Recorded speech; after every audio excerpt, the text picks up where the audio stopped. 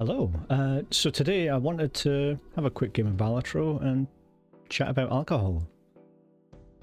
Let's start a new run. Go for my favourite. So, I've recently, it's February now, but I've recently decided to try and give up alcohol for a little while. It was a New Year's resolution sort of thing. And it's always been playing in the back of my head that, of course, alcohol's bad for you. That's well documented. There's no point going over it here.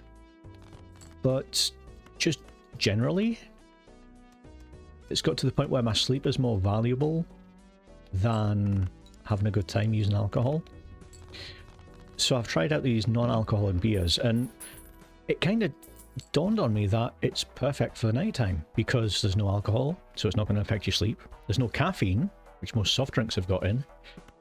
And it just feels really good to have a can in your hand.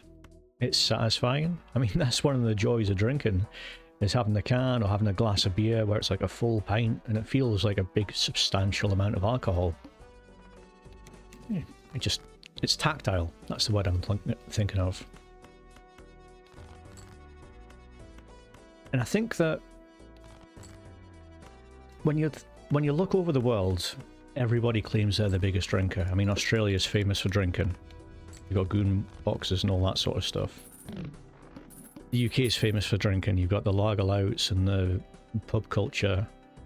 And then, of course, France is famous for wine. America's famous for its whiskey and beer. Germany's famous for beer as well. Russia with vodka. Outside of the mainly Muslim countries, I think a lot of the other countries have a sort of pride in drinking. So you could argue it's part of a heritage sort of thing. People are proud of that. I didn't know you could get negative jokers from Riffraff. That's nice to know. So with alcohol, I think if people focused on the positives of not drinking instead of the negatives of drinking, it might encourage people to drink less. The problem is, if you look at it from like a broader standpoint, take the camera back into the third person. If you're a normal working class person and you've not got much going on in your life, let's just say you live in the north of England, just as an example. I mean, what do you do to socialise? What do you do to go out for a night out? You go drinking. There's not many other options that are advertised as fun. So it just dissuades people from even thinking about drinking in the first place. Or dissuades them from not drinking. The problem is you can get really preachy really quickly when it comes to alcohol, and that's something you want to try and avoid.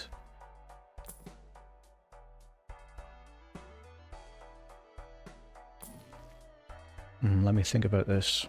Go for this card. For this card. I mean, you can weigh up the positives and negatives all you want, but at the end of the day, if you don't want to stop drinking, you're not going to stop. You know? When you get older, it does become more of a health issue. I mean, if you do anything every day for 20 years, it's going to be bad for you.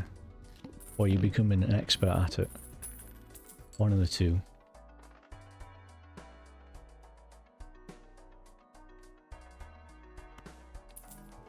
Let's clear these up a little bit.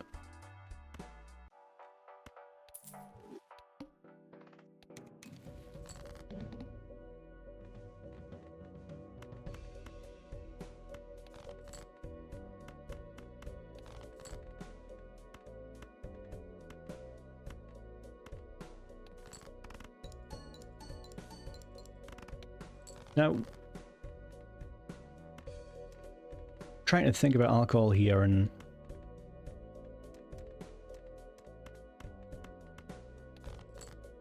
it's almost used like a tool by a lot of rich people to keep working class people drunk. So if you're hungover, you don't have the energy or the coordination to complain about stuff. You just shut up and do your job.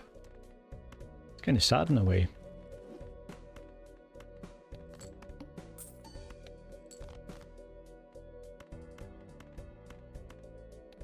But it's got to the point where if you introduced alcohol as a new thing in 2025, the current year, then it would be seen as a really negative, bad drug. It would be banned, I'm pretty sure.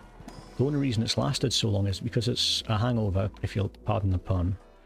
It's a hangover from previous generations, and I think a lot more younger people have kind of replaced the alcohol addiction with something else, like social media or more hardcore drugs, or heaven forbid.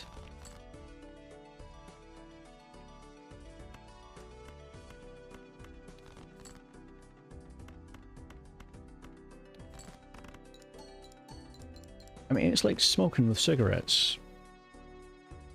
Like, the only people I know that smoke are old people. It's kind of out of fashion now. It's not advertised, and in Europe, like, there's big pictures of people with disgusting problems on the front of the packet to try and put people off, but they would never ban alcohol. Well, not in the UK at least, because it's such a core part of the economy. I mean, it's been proven, I've seen reports, it's been proven that in Scotland, when the minimum price of alcohol was increased, people weren't drinking less, they were just taking more of their money out from the day-to-day life just to buy alcohol. And we're talking about the hardcore drinkers here. Like, quote-unquote normal people, I'd imagine they still drink alcohol because it's like a social lubricant. It's something people use to feel more comfortable in social settings.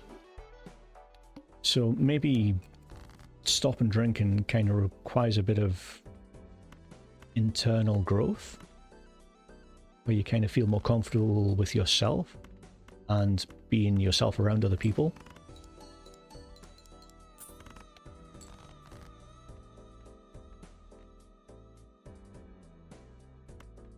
From my experience, when I lived in Scotland, it almost felt like if you weren't drinking, you were one of them and not one of us, and you kind of got a bit ostracized because it was just considered the norm.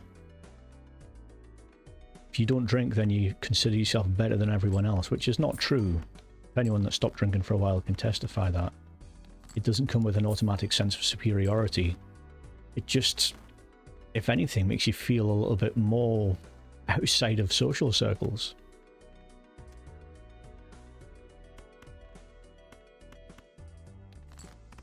Well, I think we're not going to get this one. Oh, let's start a new run.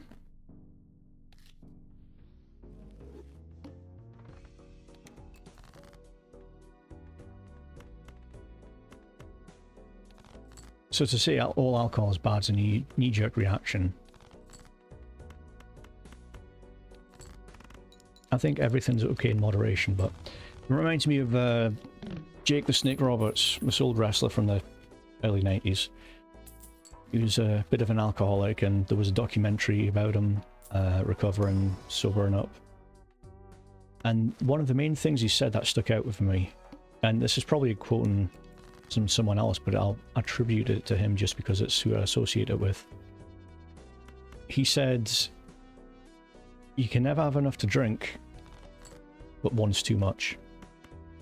And I was like, yeah, you're right. Like, I feel like when I start drinking, you only have one, you kind of missing the point.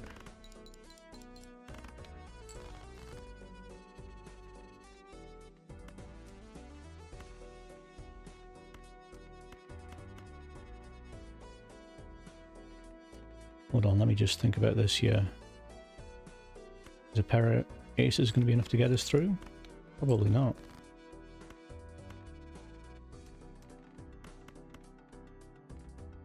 I think this one's a bust.